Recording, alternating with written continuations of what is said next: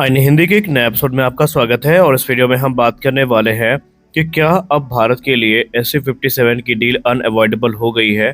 क्या भारत को अब ये डील और लंबे समय तक अवॉइड नहीं करनी चाहिए। इसके पीछे के क्या कारण है, आइए इनको समझने की कोशिश करते हैं। देखिए, एक कारण तो स्पष्ट है कि अभी तक हम लोग पाकिस्तानी मीडिया के हवाले से ये सुनते आए थे कि पाकिस्तान को 5th जनरेशन फाइटर्स मिलने वाले हैं।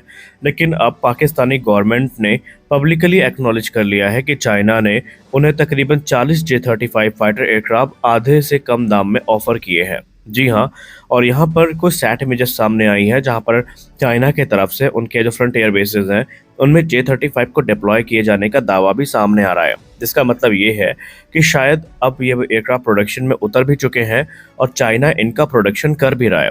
और वो रिपोर्ट जिसको शायद हम लोग फेक मान रहे थे, जहाँ पर पाकिस्तानी पायलट्स को J-35 सिमुलेटर में ट्रेन किए जाने की बात सामने आई थी, ये बात भी सत्य है। तो कहीं ना कहीं ये बात अब आप मान के चलिए कि J-35 की थ्रेट भारत लंबे समय तक अवॉइड नहीं कर सकता। इस बात में कोई संदेह नहीं है कि वो एक पीढ़ी ऊपर का जहाज है जो कि बेसिकली चाइनीज नौसेना के लिए बनाया गया था, लेकिन इसका एयरफोर्स वेरिएंट हमें पाकिस्तान की सर्विस पे देखने को मिलेगा। और डिफेंस एक्सपर्ट्स ये मानते हैं कि जिस प्रकार की advance radar technology advance stealth J-35 offer करता है, ये भारत के लिए एक सरदर्द बन सकता है। क्योंकि निस्संदेह आप इसकी स्टेल्थ कैरेक्टरिस्टिक्स पे चाहे जितने सवाल उठाएं, लेकिन ये एक 5th जनरेशन फाइटर होने वाला है। और चाइनीज मीडिया की बात माने, चाइनीज एक्सपर्ट्स की बात माने, या न सिर्फ अगर हम चाइनीज के अलावा वेस्टर्न एक्सपर्ट्स की बात करें, तो वो ये मानते हैं कि ये एयरक्राफ्ट F-35 से बहुत ज़्यादा पीछे नहीं है टेक्नोलॉजी के मामले में। वो बात अलग है कि टेक्नोलॉजी प्रूवन नहीं है, लेकिन आप इसको हल्के में नहीं ले सकते। और इस बात को खुद भारतीय वायुसेना के पूर्व air marshal Sanjeev Kapoor sir ने भी एक्नॉलेज करी है कि आप चाइनीज थ्रेट्स को बहुत हल्के में नहीं ले सकते और आप J-35A को J-10CE और J-17 थंडर के मापदंड पे माप नहीं सकते, क्योंकि ये एक पीढ़ी का ऊपर का जहाज है और हम में से कोई नहीं जानता कि इसकी एक्चुअल कैपेबिलिटीज क्या है। तो ऐसे में आप इसको टेकन फॉर ग्रांटेड नहीं ले सकते। और भारत के लिए अब यही सही समय है कुछ हार्ड डिसीजन लेने का, क्योंकि हमारे एयरक्राफ्ट प्रोक्योरमेंट प्रोग्राम एक दशक से ज़्यादा की लेट लतीफ़ी फेस कर चुके हैं। हमने तकरीबन 2015 के बाद से ही कहा था कि हमें एडिशनल फाइटर्स चाहिए, और जब राफेल की डील तत्काल समाधान के तौर पर साइन करी गई, जहां पर 36 फाइटर्स की बात की गई थी, तो उस दौरान भी माना गया था कि इसके फॉलो ऑन ऑर्डर्स हमें देखने को मिलेंगे। लेकिन 2019 में MRFA की शुरुआत होती है कि 2022 तक इसको हम फाइनलाइज कर देंगे और 2025 से 27 तक पहला एयरक्राफ्ट मिल जाएगा। लेकिन आज 2025 का बंद है और कोई भी फाइटर प्रोग्राम इस समय ऑन टेबल नहीं है।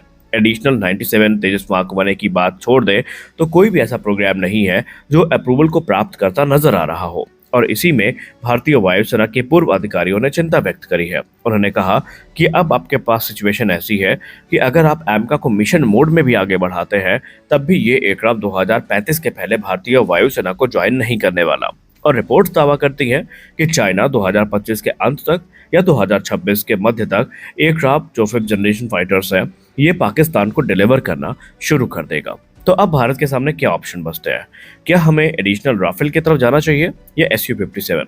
तो इसमें भारतीय वायुसेना के अधिकारी कहते हैं कि देखिए, आपका सामना होने वाला है एक 5th जनरेशन टेक्नोलॉजी से, और वो टेक्नोलॉजी संभावित है कि गैलियम नाइट्राइड बेस्ड टेक्नोलॉजी से इक्विप्ड हो, क्योंकि स्पष्ट जानकारियां सामने नहीं आ रही हैं।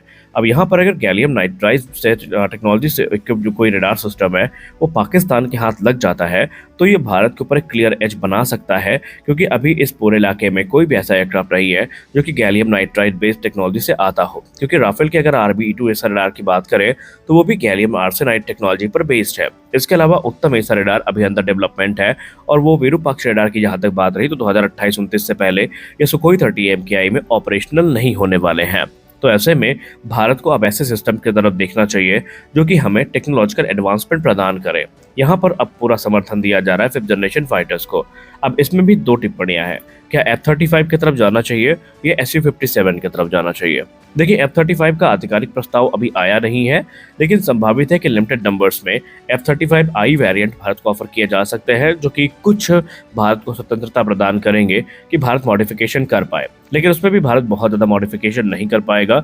अगर आप ये सोचते हैं कि indigenous of mission computer integrate कर लेंगे, रेडार इंटीग्रेट कर लेंगे, या फिर इसके अलावा आप इसमें इंडियन मेड वेपन सिस्टम का इंटीग्रेशन ईजी कर लेंगे, तो ये चीज़ें इसमें इतनी आसानी से होने नहीं वाली, क्योंकि अमेरिका अपने टेक्नोलॉजी को लेकर बहुत प्रोटेक्टेड होता है। लेकिन यहाँ पर एक्सपर्ट्स और भारतीय वायुसेना के पूर्व एयर मार्शल जिस चीज़ का समर्थन कर रहे हैं वो एयरक्राफ्ट है SU-57। अब इसका मतलब ये नहीं है कि वो रशिया का पक्ष ले रहे हैं और अमेरिका का विरोध कर रहे हैं, वो प्रो रशियन हो गए। उन्होंने कुछ प्रैक्टिकल अप्रोच सामने रखी है। देखिए, उन्होंने कहा कि 2018 तक की अगर आप 2018 में मुझसे ये प्रश्न पूछते तो मैं निस्संदेह बोल देता कि FJFA की ज़रूरत हमें नहीं है। लेकिन ये समय 2025 का है और रशिया ने जिस प्रकार के ऑफर किए हैं, भारत को अवॉइड कर पाना उनके लिए बहुत मुश्किल है, क्योंकि SU-57 का सिर्फ लोकल प्रोडक्शन या फिर वेपन इंटीग्रेशन का ऑफर नहीं आया है, बल्कि अगर हम बिजनेस टुडे की बात माने तो रिपोर्ट में कंफर्म कर दिया गया है कि रशिया ने बाकायदा जो सोर्स कोड का एक्सेस है, जो कि SU-57 का सोर्स कोड है, ये भारत को ऑफर किए हैं। और मॉडर्न फाइटर एयरक्राफ्ट में सोर्स कोड को आप सिर्फ एक प्रोग्रामिंग के तौर पर मत देखिए, क्योंकि ये एयरक्राफ्ट का एक्चुअल ब्रेन होते हैं। ये डिटरमाइन करते हैं कि कैसे एयरक्राफ्ट उड़ान भरेगा, कैसे लड़ाई करेगा और कैसे कॉम्बैट को अडॉप्ट करेगा। रही बात सोर्स कोड के इंपॉर्टेंस की, तो आपको बता दें कि अगर हम F-35 को ही देख ले तो इसमें 10 मिलियन लाइन से ज़्यादा के जो सोर्स कोड है वो लिखे गए हैं। तो यहाँ पर कॉम्प्लेक्सिटीज़ को आप समझ सकते हैं और माना जा रहा है कि J-20 और FC-31 में भी सेम कॉम्प्लेक्सिटी हमें देखने को मिलती है। तो ऐसे में अगर रशिया हमें सोर्स कोड ऑफर कर रहा है तो हमें इस चीज़ को काफ़ी ज़्यादा तवज्जो देनी चाहिए, क्योंकि रशिया का SU-57 निस्संदेह सुपर मैन्यूरेबल एयरक्राफ्ट है और रशिया और भारत के जैसे संबंध है, रशिया उनको लेकर काफ़ी ज़्यादा कॉन्फिडेंट है कि भारत में इनका प्रोडक्शन किया जा सकता है और ये अलाउ करेगा इंडिया को कि वो इंडिजिनस वेपन को इंटीग्रेट कर सकते हैं, सिस्टम को अल्टर कर सकते हैं और अपने टेस्ट के हिसाब से, अपने रिक्वायरमेंट के हिसाब से एयरक्राफ्ट को ढाल सकते हैं। और इससे ज़्यादा भारत को क्या चाहिए कि भारत को एक 5th जनरेशन फाइटर मिल रहा है जो कि कम्प्लीटली कस्टमाइजेबल है। रशिया टुडे की रिपोर्ट की बात माने तो उन्होंने भी कंफर्म कर दिया है कि ये एयरक्राफ्ट देसी ट्विस्ट के साथ देखने को मिलेगा, जहां पर रशिया अपने सबसे एडवांस फाइटर एयरक्राफ्ट को एक्सपोर्ट के लिए अवेलेबल कर रहा है और ये एक्सपोर्ट किए जाने वाले SU-57 में सबसे एडवांस वेरिएंट होंगे, जो कि मैन अनमैन टीमिंग के साथ भी आएंगे, AI के साथ भी आएंगे। और सबसे खास बात तो ये है कि भारत में इनके प्रोडक्शन का प्रस्ताव दिया गया है, जहां पर डोमेस्टिक नीड के साथ साथ रशिया अपनी एक्सपोर्ट नीड को भी केटर करेगा।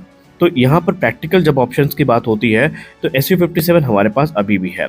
अगर हम बात करें संजीव कपूर सर की, तो उन्होंने कहा कि अगर आप बड़े नंबर्स पे नहीं लेना चाहते तो मत लीजिए, लेकिन हमारे लिए 2 से 3 स्क्वाड्रन बिन की सफिशिएंट हो सकती हैं, यानी तकरीबन 36 से लेकर 54 एयरक्राफ्ट जो है ये भारतीय वायुसेना के लिए आंतरिक समाधान के तौर पर हो सकते हैं, जब तक कि AMCA या तेजस मार्क 2 बन के नहीं आ जाते। और ऐसे में भारतीय वायुसेना को और भारत सरकार को अब इस पे स्पष्ट निर्णय लेने चाहिए। लेकिन बात वहीं आके टिक जाती है कि SU-57 के साथ प्रोस तो काफ़ी ज़्यादा है, लेकिन जो कॉन्स हैं उनको भी भारत नज़रअंदाज नहीं कर सकता।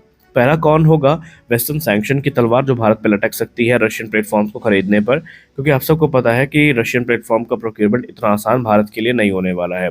दूसरी बात यहाँ पर होने वाली है पेमेंट। रशिया पर जिस प्रकार के प्रतिबंध लगाए गए हैं, पेमेंट भारत के लिए एक बड़ा सरदर्द हो सकता है और ये चीज़ हमने already S-400 air defence system की डील में देखा है। तो देखते हैं आगे सर के सरकार का निर्णय क्या होता है। खैर, क्या आपको लगता है कि भारत को अब तत्काल तौर पर SU-57 लेना चाहिए? अपनी राय कमेंट सेक्शन में ज़रूर बताएं। मिलते हैं अगले वीडियो में, तब तक के लिए जय हिंद।